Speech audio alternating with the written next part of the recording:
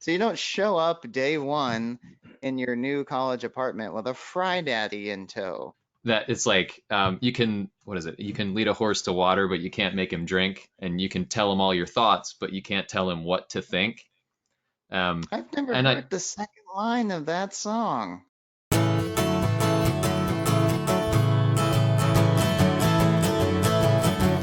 Just guys hanging out, happen to be friends, happen to be friends.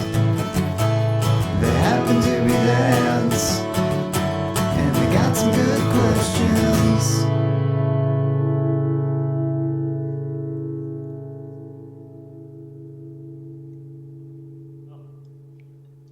Earlier this week, a mutual friend of ours shared that he would soon be a father, and so I had called him up to celebrate this news with him telephonically.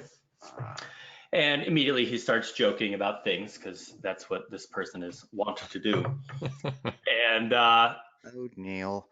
yeah, and anyway, I'm like, you're fine, just calm down. Which I think in the midst of the laughing, I think he actually had some legitimate concerns. And since the Hmm. three of us have been fathers now for 6+, 7+ years, um, 9+. yeah, I was Oh, trying to wait, all of us get, together. get us Okay, all sorry. getting, yeah, It's, Yeah. all right, it's not a Well, and contest. plus implies more, right? So yeah, no, you can, Yeah. it does, yeah, greater than or equal to. yeah.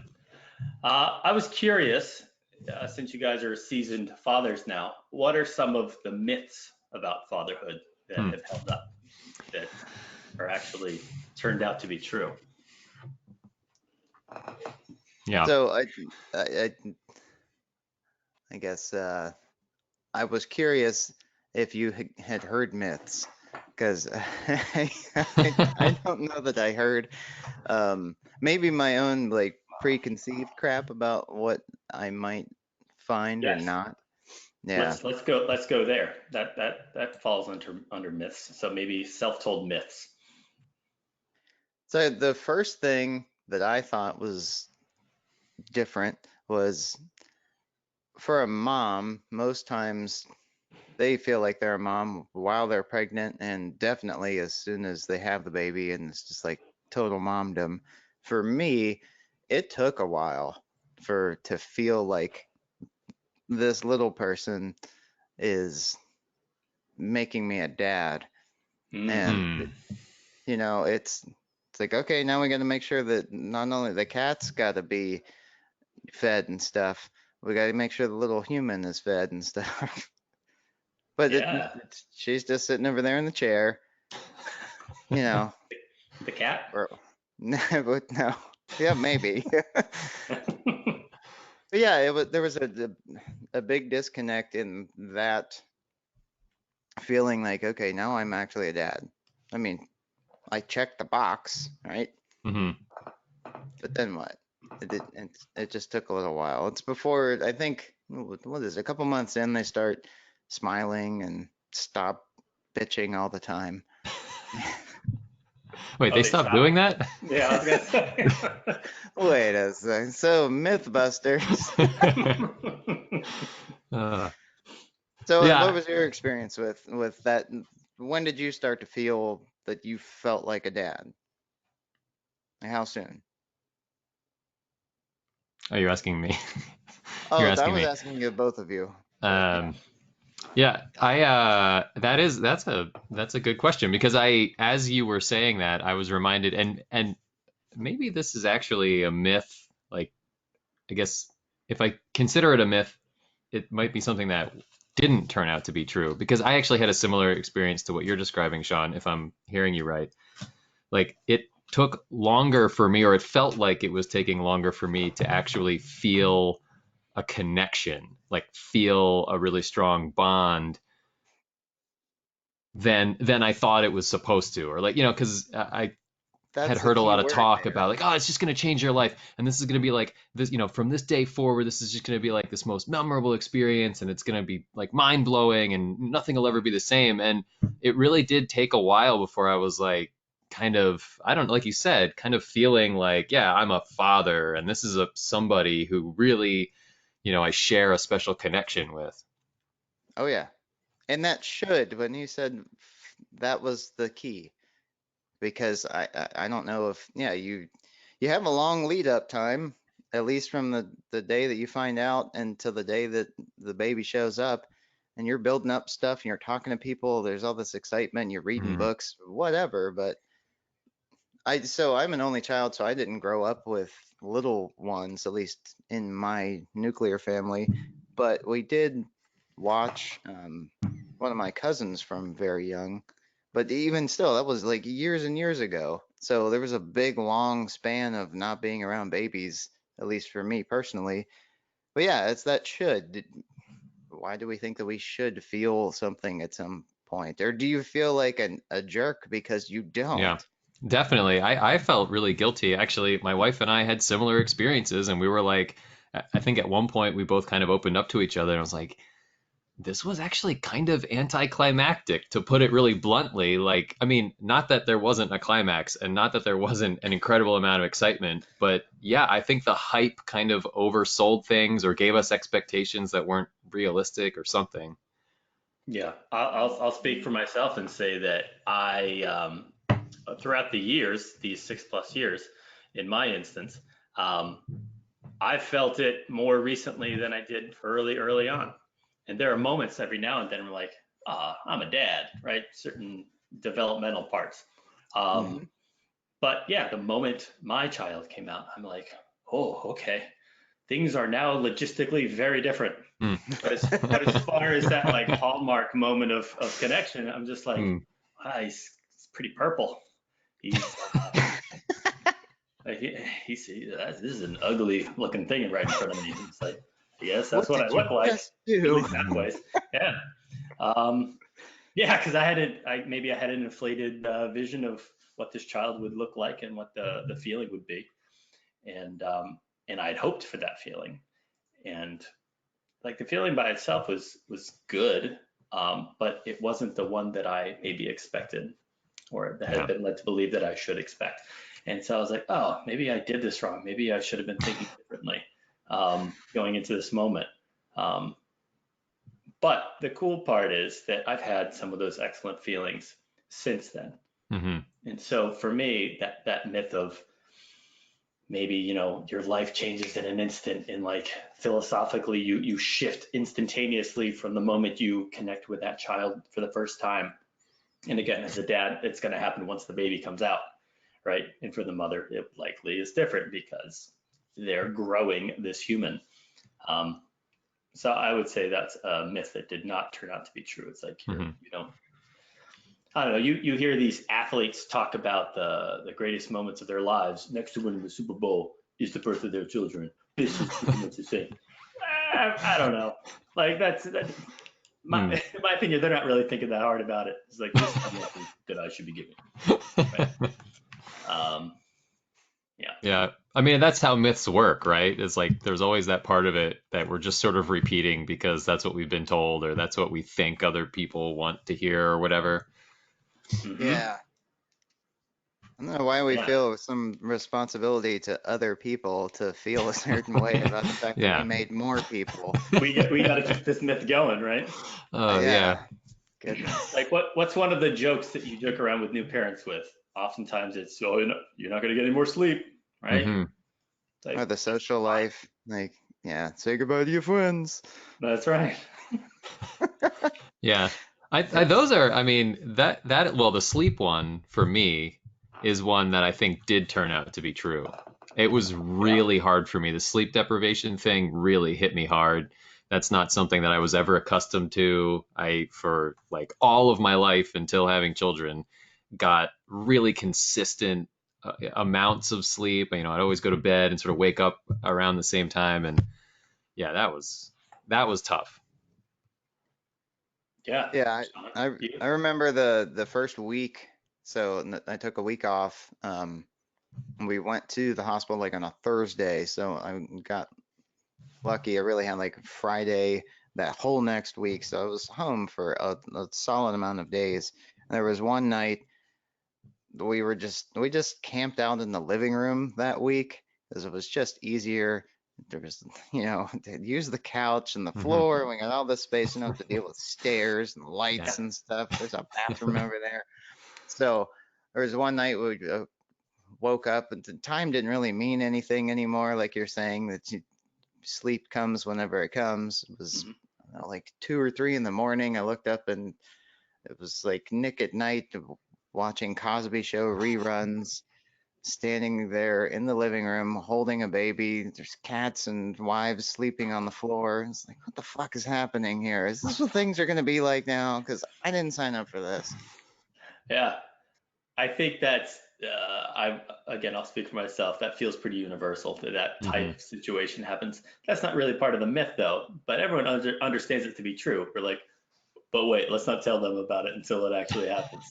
And then yeah, and then they don't feel like they being new parents. And again, I'll speak for myself. Like I don't want to share that type of stuff right away because I'm like, what if I shouldn't be doing it this way? Hmm. And like probably other people are sleeping in beds, whereas meanwhile, like that's so you do makeshift things that make sense in the very beginning. It's a total Yeah. transitional thing, and you're just trying to figure that shit out. It's like holy shit, I am so exhausted. We have to keep this thing alive though. Like I can't go to sleep. Like we got to Right. make sure that like what now? Like oh my god, what are we gonna do? Is how some people might have felt. Yeah. Yeah, I definitely had some moments where it was kind of like you were saying, Sean. I'm sitting here in this sort of like glider trying to rock a baby back to sleep, and it's like the third rerun of Criminal Minds is on at 2:30, and I'm like, I don't even like Criminal Minds. I don't know why. I'm just looking at this because Right. I can't sleep. Yeah. Yeah, there's some certainty to Criminal Minds. You know that they're going to wrap something up. It's like, oh God, please just, I got to have some level of certainty here. Please don't be a Yeah. two-parter. Yeah. Exactly. And for me growing up, I saw roles of parents from my own. And so this is what a father does. This is what, at least when I started becoming aware, like dad kind of swoops in and he plays his role and then he disappears. And Hmm. then the parenting happens, at least in my household, by the mother. Disciplinarian is the father when the mother's tactics don't work. And it's like leave the father alone. He only does this slice. Don't bother him with the rest of the things, and he'll make sure that we can live as a family. And so for me, that was my foundation. It's like, okay, I realize there's probably some wiggle room. I probably want to do some things differently, but for me, that was the foundation, and I didn't question much of it. And then we came home with the baby, and I'm like, well, I guess I'll go to work, right? It's like what? It's like, okay, I know I want to be here, but I don't know what the hell to do. And so yeah, let's maybe I'll go to work. That was my go-to. It's like this is the certainty. This is what I know I need to do. Hmm. I will provide you everything that you need, right? As far as food, as far as clothing, as far as whatever the baby physically needs or what my wife needs. But other than that, like I gotta go because I'm freaking out here. So I'll just go to work. That's what I know that a father does. It's like I will provide the resource so that we can keep this thing going. But other than that, it's like By this thing, you I mean don't the know what I'm baby. doing here. Yeah, this whole situation here, right? By Yeah. calling it a thing, I was staying separate. It's like, oh, Hmm. this is Hmm. scary. This is safe. This is a safe distance away. Did you Yeah. poke holes in the top of the mayonnaise jar before you left for work and put a stick in there? Yeah, airflow. We find Right. airflow is important now. But to that, I mean, using that same metaphor, we bought that house, preparing it for, a family. Like that's what you do. You prepare the mayonnaise jar. It's like that's what I did as a father. I laid the groundwork. It's like, okay, now I got to get out of the way, otherwise I'm going to screw this thing up, Hmm. right? Yeah. So Something, how is? Go ahead. um, I don't know, while you were explaining that, I was just thinking that there's a lot of preconceived stuff that you get, that foundational stuff that comes from your own experience of your dad, and there's, all the discussions, but there's a great amount of freedom once you realize that you have options. You can do stuff. Maybe this is what I do, and maybe that changes, and maybe maybe you feel resentful at first and you don't think that you're supposed to. It's like you're changing everything. Well, and maybe you think back to what made you really excited about it. But the one cool thing is that no matter how many hundreds of thousands of books are out there, there is no real rule book. And you're writing it, and 30 years from now, whenever your kids are doing a podcast with their friends and they're talking about fatherhood, Hmm. whatever you decided on that day or that week or years in that, no, we're going to start doing this now. The kids are just excited about the fact that you're excited about anything. And the dumbest stuff sometimes can be those like humongous things or just simple nice things. Like the other day, I told my son that I was proud of him about, I don't even know what it was, something he did at school or whatever. And he looked at me and was like, "Are you really proud of me?" And it's not that I don't say that to him whenever, but it was just at that time, like maybe he was feeling down and that meant a lot right then. Hmm. It's like there's all sorts of stuff, but the gross feeling of responsibility that you have is coupled with a gross feeling of freedom in the way in which you do it. So as long as you went into it and it wasn't like, ah, shit, you know, like if you intentionally became a father, then I think you should at least approach it with that freedom in mind and not like, oh, I got to do all that. You don't have to do anything. Yeah. Ex- I Well, mean, literally, you could just how like much of that leave wisdom if you. comes from experience, though, Sean? Like you know that now, safely you can say that, right? Well, yeah, I mean that's why I'm talking about it because yeah, it's been going on for a while, and I think it's a cool perspective, I think it's been that way forever, Hmm. or at least it should be, you know. And you Yeah. and it sucks to compare yourself to other dads because maybe that stuff works well, or maybe you wish you could be there, but there's probably like 10 other things that are going on in that family dynamic that make it so they can do that one thing. You're like, man, I wish we could go to the park every Sunday. Well, maybe they have to go there for some reason. There's all sorts of stuff. You know, Hmm. Hmm. just don't Yeah. beat yourself up over the seeing We somebody else doing things. we had a family share with us very recently. It's like, wow, you guys get to eat out a lot.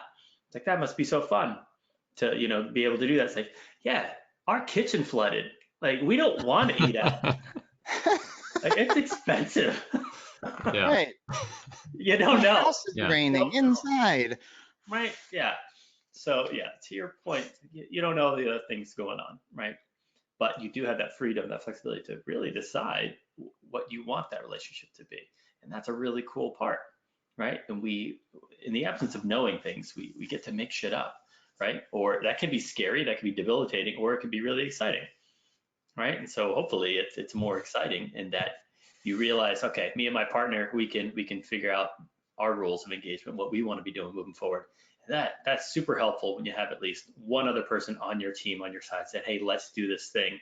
You're not going it alone. Like, hey, even if we screw up this kid, we're going to do it together. I find that super helpful. Yeah. Yeah. And they're I pretty think resilient.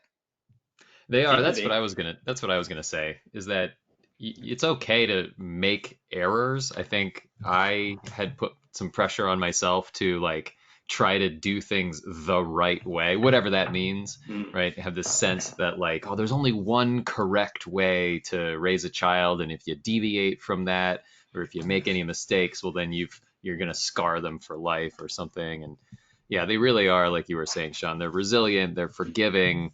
I mean, and you're going to make mistakes, so there's really no way around that. And it's okay to like sort of choose the methods that work best, for your family or for that particular child, right? It doesn't even necessarily mean you have to do it the same way if you have more than one child. You don't necessarily have to stick to the same pattern for every one of them. Ooh, I Right. like that.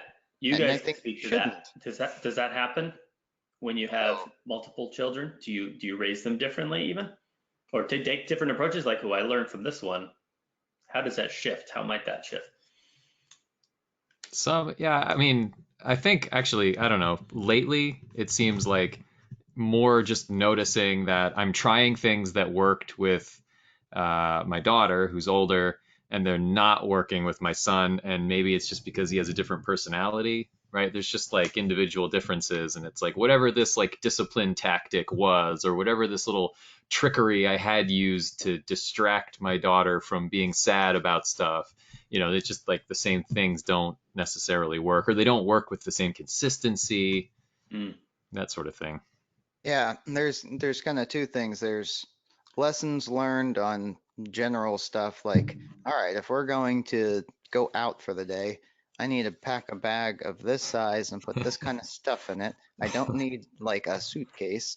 There's all those good things. You'll see the like jokes and articles about first kid versus second kid and how much more relaxed you are just because you're comfortable one with it, you're not as scared or freaked out, and you know generally what to expect or pack for. But then yeah, the one that the professor hit on I think is the real crux of it, where you eventually start to see the differences in the way that they behave and the stuff that they react to and what their interests are. And it doesn't really matter um, if you're coming at it the exact same way, they're coming back at you differently. One, because of the age difference, unless you have twins. But even in that case, personality wise, they're still going to be Mhm. different. And you start to see the differences, and maybe you tend to gravitate to one child over the other when it comes to certain things. Like this one really likes whenever we read. This one really likes going on bike rides and basketball. It just depends.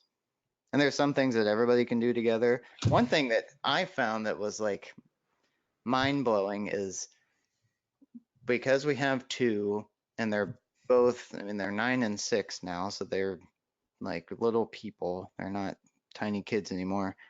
They tend to both only think that time with me counts if the other one isn't there. And that might be just in the Sample household. I don't know. But it's like, when are we going to have dad and Dan time or daddy daughter time? It's like, well, I only have so much time, you know? Especially during the week. Like you get home and there's only a couple hours from the time that I walk in the doors and the time that they're going to bed. Like literally just over 2 hours when school's in.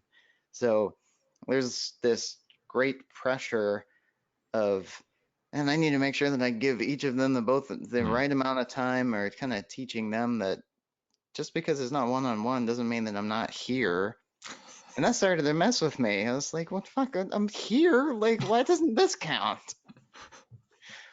So yeah. that's an example of stuff that happens or that has come into play even just recently. So how about the myth of like your personal life, your all the things that you get to do or want to do, your life is over now that you have kids, Hmm. or whether it's by yourself or your relationship with your spouse or significant other, like that's done. Kids are next. Put my stuff on a shelf. I think I mean, life being over might be an exaggeration, but one of the big sort of shocks to my system was just the general inability to kind of like make my own choices about what I want to do and when I want to do it. And Mm-hmm. and I don't mean about just like having like, I just want to like lounge around and watch a movie for a couple hours. I mean even like chores, like grocery shopping or home improvement stuff. I used to be able to just kind of say like, all right, this thing needs to be done. I'm just going to go do it now, and I don't have to answer to anybody or worry about what anybody else needs. And yeah, it's been very much more like, okay, well, we need to kind of like plan this out because I can't just walk out to the garage or yeah, leave the house whenever I want to. Yeah, there's a lot more considering of others. And if you're the kind of person that enjoyed that heavy level of freedom and doing whatever, start to get that in check. But yeah, then there's a heavy load of resentment that goes along with it. Like right off the bat, it's like, well, and if you like to go out every night, yeah, it's going to be kind of a shock. Or you can still do that. I mean, what the fuck? Nobody can tell you not to. But if you want to be present, then you're going to have to be present, which means you can't be absent. Which, Is that what that means? Yeah. ah, Yeah. yes. I follow that. Science. So there's a whole extra person or persons to be considered to factor into Hmm. things. Like your Hmm. Yeah, decisions now have extra implications. Like every little, like I'm going to go shopping now. It's like, oh, if I go shopping, like previously, it's like, well, then my partner won't be around me. Like then they're totally fine, so not a big deal. But now it's like, well, my partner doesn't get has to take care of this child now, right? There's just Hmm. starts to expand. Like, oh, if I go shopping, then I'm not going to be around this person, and it just there's so many more things that it's connected to. There's a lot more implication to your decisions now, and then we start to deprioritize ourselves. I feel, and then comes in the resentment. It's like, oh, well, I guess this is what it is, right? right. You know, Yeah, I you had start. So, I had something recently. I was feeling, I guess you could say guilty. I would feel guilty about going to work, like, being out of the house and going about my professional responsibilities, because I felt like, or I assumed, and it turns out I was assuming incorrectly that my wife was going to resent me for not being there because it was hard and she was home with two children and I knew she was, sort of struggling with things at times. And but in talking to her about it, she was like, I don't know, that thing seems like it's more just you kind of internally like connecting some dots that aren't really aren't really there to be connected. Um, yeah, yeah. that's real. Yeah, for Because sure. we have an idea. We inflate our own importance sometimes. I think, right? Like I think, as a male species, very generally, like it can be done without us. Like we play a really, pretty small role, It and can oftentimes I think generally be done we without us. we complicate the shit out of things, um, which is crazy given how simple creatures we are. Um, As No, that's male, that's a great that's a great tagline. That's like you write a book and it's like fatherhood colon it can generally be done without us or something, or parenthood I should say, not fatherhood, right? oh, I yeah. thought it was gonna be father, Parenting. but we Yeah. complicate the shit out of things. Yeah. Oh, that I'd would be buy like the that book. part two, or yeah. Right? Right. Yeah. Hmm. Yeah, because I think as we've all kind of touched on, we don't have to have it all figured out. And by thinking we do, we're complicating the shit out of it and we're ruining things, right? And we're making it harder on ourselves and an extension harder on everybody else, including the children. They're like, what the hell's dad trying to do? Like, just be, motherfucker. Like, just chill the hell out. I have no expectation of you. I can't even speak. So Hmm. what are you doing? Right? It's like we're so worried about screwing our kids up. It's Yeah. like, okay, I think as universally, generally, we all want to do better than our parents did, right? And so specifically as fathers, I can say I wanted to do a better job than I feel like my father did. And so, which is kind of unfair, thinking because I can always pick out the shitty things that my dad did or still does, and I'm like, well, I'm never gonna do that. So I'm gonna have it all figured out by the time I Hmm. have a kid, and then the kid comes like, oh shit, I wasn't ready. Like I don't have it all figured out. Well, let me go behind the scenes. Let me go to work, right? In my case, and like I'll try to figure shit out. And then in the meantime, I'll provide. I'll just defer to what my dear old dad did. And so I think wouldn't it be easier on everyone if you just show up and just laid it out there? It's like, I don't really know what I'm doing. You want some fruit snacks? All right, great. Let's go from there. Yeah, fruit Yeah, I snacks think. are always a good go-to. Yeah, Just to have that in your back pocket, like Fruit literally snacks are have great. some. Yeah. Yes, fruit snacks in your back pocket. just not if they're gushers, though. You don't want to sit on those. Mm, that's good. Yeah, So something knowledge. I was just thinking of is like the first year, even, and you can cut it into smaller chunks, but it's probably more about general household support. Because think about what you remember from that first year, like your first year. Oh wait, it's nothing. As long as you're there and like that everything Hmm. is generally fine, then you're doing everything you're supposed to be doing, if there was a supposed to. And yeah, you'll have little tiny connections maybe, or maybe a bunch of them, who knows? But yeah, it's that first year or two, there's not a whole lot that the child will remember.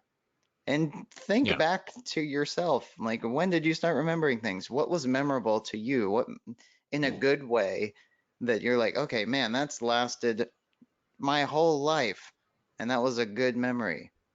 Because in the end, that's the stuff that you need to make, and that's all they're gonna remember. They're not gonna remember that one day or a couple days that you were too tired to go out and play basketball. But if you go and play that, maybe they will remember the one time that you Hmm. did say yes.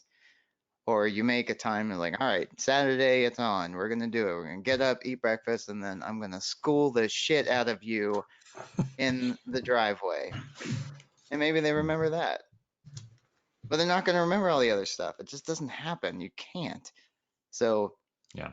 I guess keeping yourself in check of like there's this cosmic notebook writing down all of the things that you did or didn't do or you feel like you may have come up short, you know, cut some slack because nobody's keeping score that closely. Right. And to your guys' point earlier, even if they are, like, if you happen to have a second one, then you need a new rule book anyway. That one's not going to do you any good. No, you need two. Yeah. You know, don't throw the first one away because you still need that one. Just Oh, go you mean you're buy not another done one. parenting the first one when the second one comes on? You got to keep parenting. You Yeah, gotta you got keep to doing keep it. that first rule book Hmm. and then get you a new one. A new kid or a new rule book? Rule book. Yeah. I think, Sean, that's a good reminder. I think for me, as I was listening to what you were saying about the like until a certain age, right? They pretty much, I mean, literally aren't forming any long-term memories. Um, and so yeah, it's like, I mean, if I'm standing here like holding a 4 month old in my arms, like why am I worried about like all of my emotional baggage and angst and turmoil bubbling inside me about like, was my father too emotionally distant with me, am I being too emotionally distant? And like, yeah, like, I know this person doesn't get you. It's just like get some calories in this child and like try to make sure they sleep for a while each day, and put the other stuff aside. You can worry about that later. Yeah, just Yeah. show up for a while and it'll be fine. Just for a while. For a No, I while. mean like each day. For a while each day. Just a little bit. Make an appearance. Hey, Hey. that they'll remember. Huh. And then Oh, Dad, remember that time you used to come Yeah. in and scare the shit out of me and then go to work? give them Yeah. a good reason to go to therapy Yeah. later Hey Bart, you want to see my new chainsaw and hockey mask? on. Check. Yep, Yeah. nailed it. Oh, good. Goodness. All right.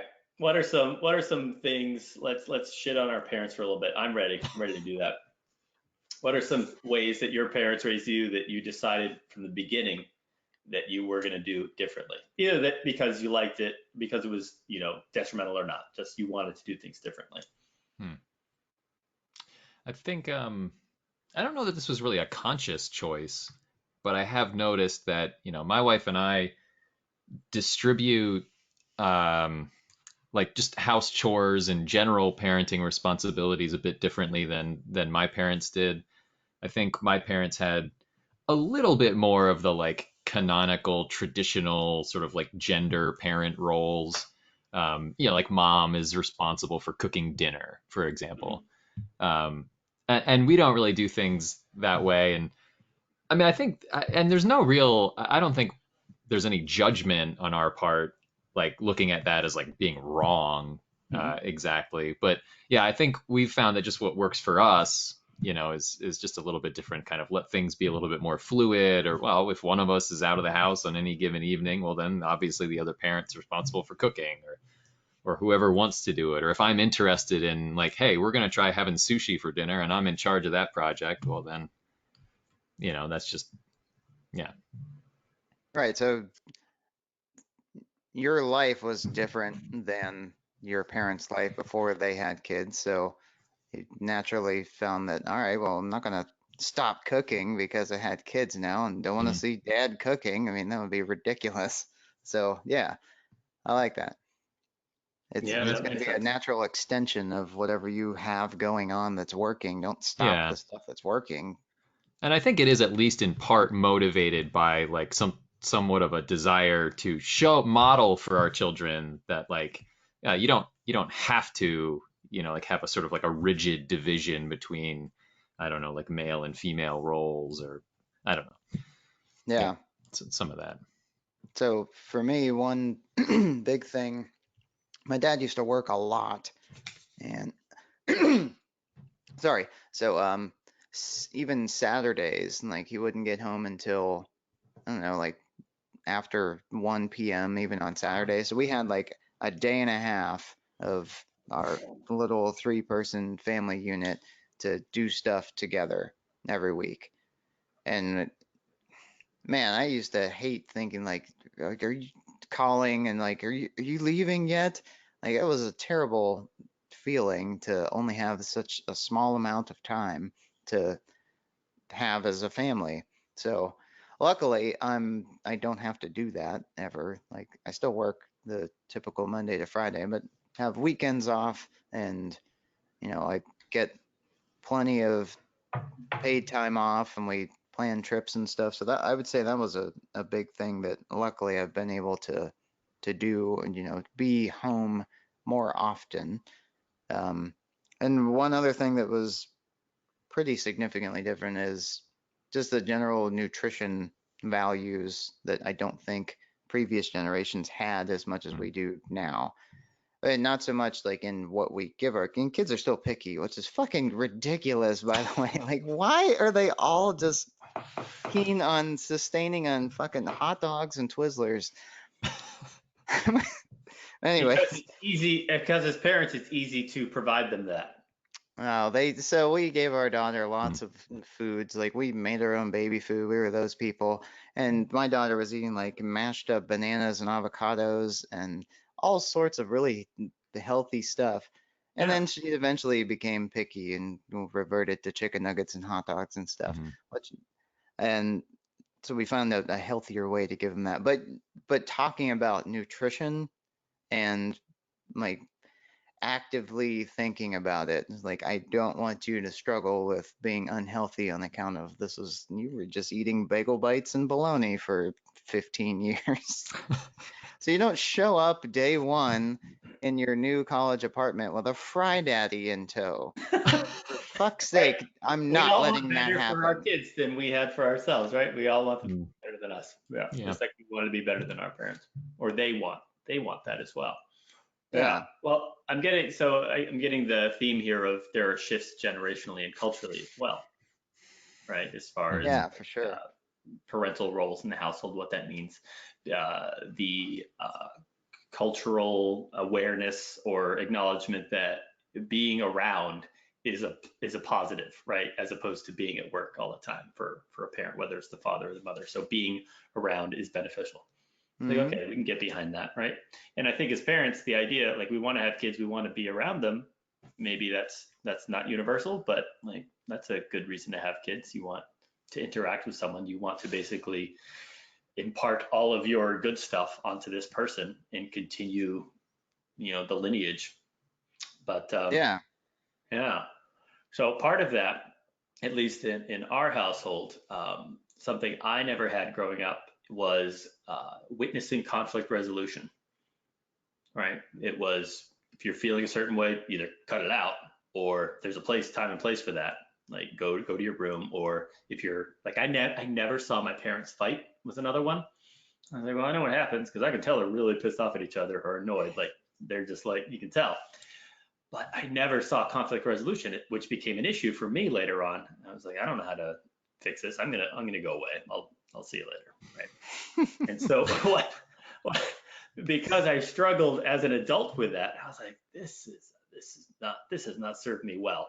Let's do better. And so one way that we decided in our household to do that was to put it out there, which I know some of our friends are like, well, what the fuck you doing? Like you're gonna argue in front of your kid? Like, yeah, but we try not to argue so much as like we'll work it out, Mm. right?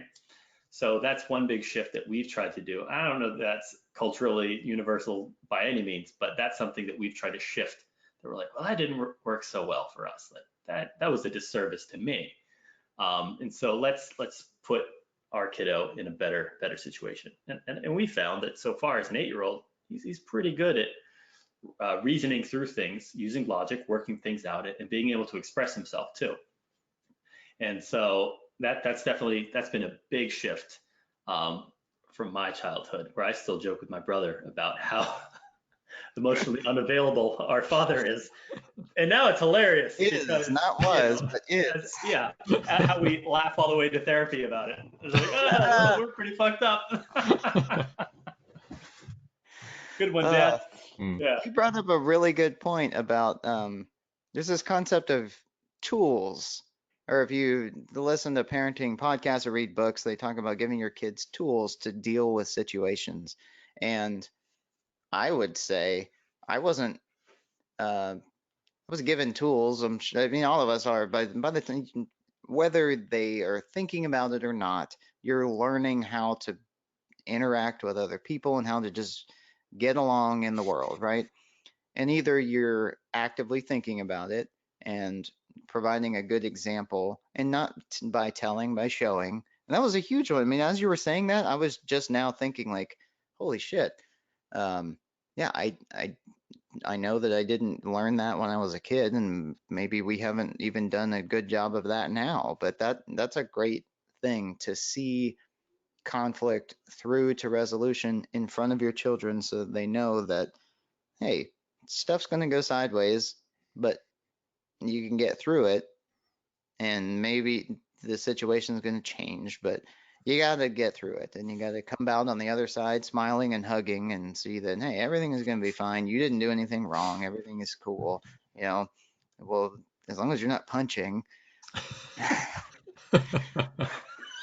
Oh, well, you I don't mean, end with punching, right? Punching may happen, no, you but you start work with through the punching. punching. Yeah. Yeah. Yeah, you Sparring, and end then, with the yeah. stairs. Yeah. I mean, come on, you're going to do it right. Or you get out the foam Nerf swords if you want to just like get out some of There that you go. aggression, right? Yeah, and then if you learn from The Simpsons, you take the foam off. Hey, these are Oh way better yeah, without the foam. there's a metal rod inside there. That's exactly what I was thinking. I was hoping you would go in that direction.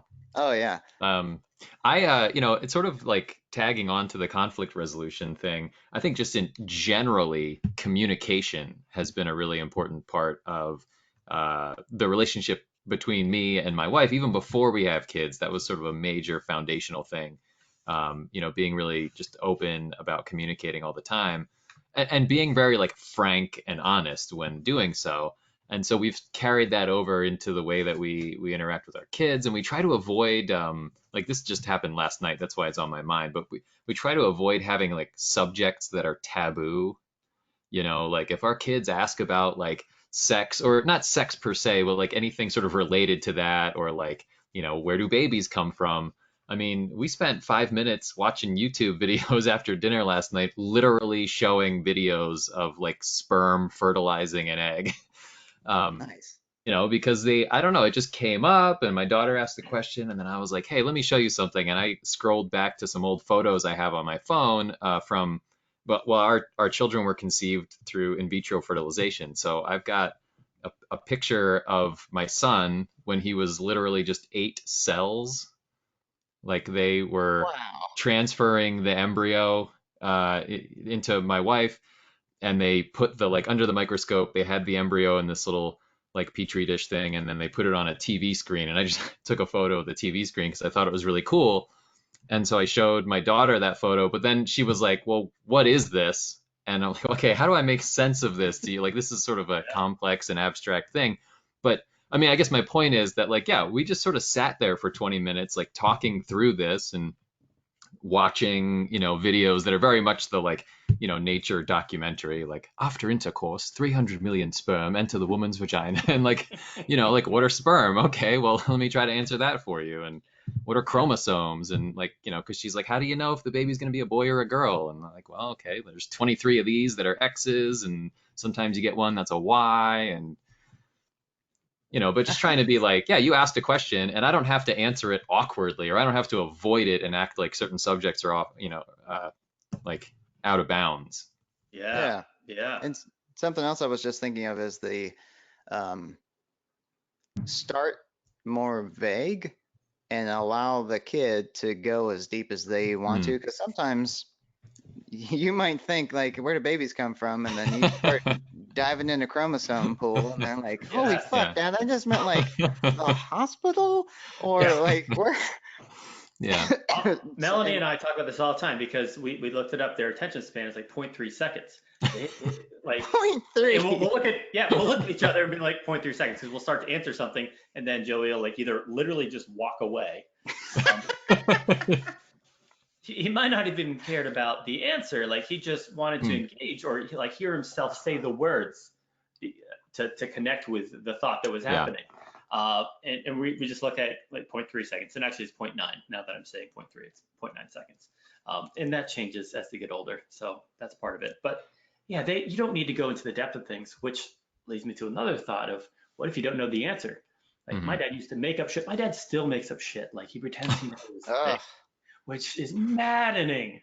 And he's not alone in this, but he's the only one that pisses me off to no end about it. It's like, Jesus, just, it's okay that you don't know. Like, to think you have to have it all figured out, like, there is so much power in that, and it's Hmm. helpful to the kids if they, oh, wow, my dad doesn't know everything, but that's okay. That way I feel like I don't have to eventually know everything. Right. Yeah. Yeah. I We. think I should remind myself that, yeah, that's a good point. That, like, maybe the attention span or just the level of interest isn't always there, because that's my first instinct is I'm okay with saying I don't know. If I don't know the answer to a question, I will say that. But Mhm. when I do know, my first reaction is to be like, well, here's a 45-minute PowerPoint lecture that I've prepared on the subject. If you don't mind sitting down for a little while, hold your questions till the end, please. And I got Yeah, some really Um, cool animations in yeah. here. So yeah, exactly. Yeah, yeah, just that just that just was letting him into the conversation to make it not taboo, I think is the biggest thing. Just Mhm. open up. It's like, hey, I'm willing to engage with you on this. Oh, you don't really care? You only wanted to know that I would engage with you? All right, then see you later, right? But Mhm. showing that, I think, right. is largely. Yeah, I think that's a good point. Don't lose sight of the point Professor was making there on not making subjects taboo. Yeah, there's a whole level of engagement or depth or whatever, but yeah, that's a good point. And I found that yeah, I've tried to be as real as possible with my kids and give them my opinions, but also let them know that they're my opinions and they're Mm. not the way the world is because your dad is saying them. And that's been a big one. Like, um, I have strong opinions about a lot of things, like commercials. I get enraged whenever I see commercials on in my house. And I let them know why, though, or I started to try to explain why. But they also know that that's my thing. So, Mhm. and either I take comfort in making sure that they understand that these are your dad's opinions. You may or may not share them. Secretly inside, I'm like, yeah, I hope you do, but uh, you know, they don't have to be theirs, but they come from somewhere, Mhm. and maybe here's why. And again, you got to temper how deep you go into whatever. And there's going to be some things that you're just like a hard no. Like you're not watching a Christmas movie in July. I'm sorry. You're going to save it until December or you're going to fucking ruin them. And that is a rule in our house. Yeah. So, I So, mean, but that's the thing that you come up with, right? yeah. That is your line that you determine. Mm. Yeah, because when I was a kid, we were subject to watching Charlie Brown's Christmas special whenever CBS put it on TV. Hmm. And now they can just watch it whenever they want. Oh, it's April 14th. Charlie Brown, here we come. Like, fuck no, you're going to ruin it anyway. So some things are more important than others. There are certain lines that should not be crossed. All right. Yeah. Clearly. Is it important, Sean, that you explain why it's a no, or it's just no, don't question it? Yes. I told them that they're ruining them. I said, you guys, you need to understand that you're ruining Christmas right now by doing this. Like, this shit is not going to feel special in December whenever you watched it 17 times throughout the year. Uh, And Mm. remember, it's not just this year. yeah. Yeah. Uh, So like I said, I have strong opinions about things. yeah. Somewhere before the Charlie Brown Christmas thing, there was something in there that uh, I think was a really nice little kernel of wisdom is, just the idea of like, yeah, being like, yeah, being honest about like what of the things I say are just opinions, right? Because it, Right. it is easy and like, I mean, yeah, you've got like a certain amount of power that you wield that you Hmm. could convince your children that these things that you believe are facts.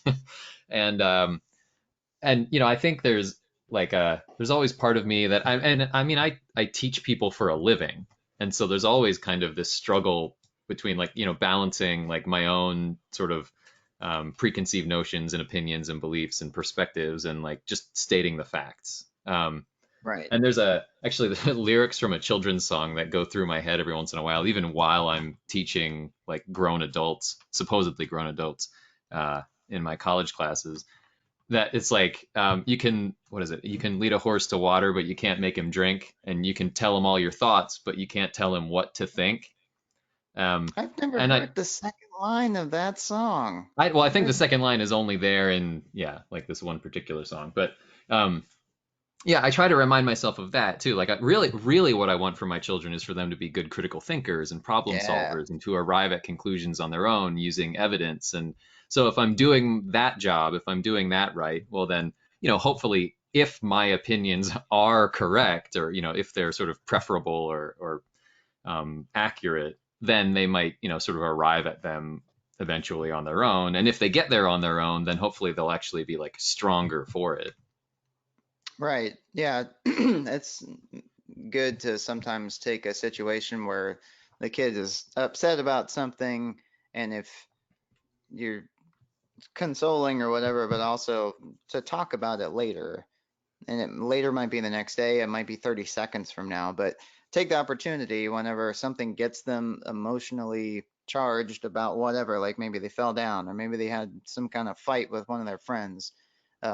Like just recently, the kids were over at one of the neighbors' house, or the neighbors said that they couldn't come out and play or they weren't allowed to come over.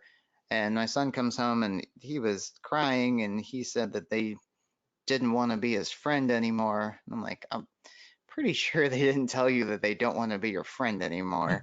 Like, we met them and they seem pretty nice. They don't seem like the people that would say that. So you have to dig a little bit because whenever they're upset, and that's the other thing, like in general, their emotions aren't in check yet. They don't know what is going on and they're kind of like 0 to 60 with everything. Like the level of excitement or the level of sad or angry or whatever it is, and reminding yourself that that happens can really help you. Like if you're reactionary and you kind of just mimic whatever they're doing, like, oh my goodness, there's blood. Like, fuck, man, that's the one time that you need to really keep it in check. Uh, Pull yourself There's together. so much blood. right. Well, that's another thing that happens when my wife sees a cut or something. I have to step in and be like, I'm usually pretty even keel anyways, but then I take it to a whole new level of low key just to bring like you got to go outside and let me deal with this because they are going to freak out if you're still here like but yeah, it's in taking the opportunities whenever there is something that happens and turning it into a teaching moment. You don't got to do it every time, especially if it's the same stuff. Maybe you remind them again much later after it's not going to like annoy them or anger them that like, yeah, I know you said I'm not supposed to be like this, like. But there's lots of chances to point things out of why maybe something went down the way that it did, or why they may be overreacting, which is a touchy subject in general. Like, don't you think you're overreacting every time you say that? I'm sure the person on the other end is just, you know what? I think I am. Thank you. Like, said no one ever. I appreciate that comment. Thank you. Right. Oh, man. Well, I don't want to cut us short because I feel like there's some more meat on the bone here maybe, but just I'm reminded that as a parent, I have to go attend I shouldn't say have to. I'm going to go attend a 3-year-old's birthday party. So I do need to go and, fulfill that responsibility, be Yeah. present for my children, if you will. Yeah. So do you think that So if our buddy Neil were to watch this, he would feel better about what he's about to get into in a few months. I would I say think he's it would certainly give him some perspective and say, well, shit, I mean, I could do this. yeah. Or he stopped listening a long time ago. I mean, 0.9 seconds, right? There's That is true. a certain limit to the attention span. Oh, that's good stuff. That is good. Well, cool. I All right, think this gentlemen. went well. I know that Yeah. we're not like teaching people how to be dads, but at least you get. Maybe we're reminding ourselves how to be ones. Yeah. Yeah. Or just showing like a couple of ways to be dads. Yeah, we got it all figured out. That's right. All right, gentlemen. A pleasure as always. Yeah. Yeah, Like- good stuff. To be continued. All right. Have a good Till weekend. next time. See ya.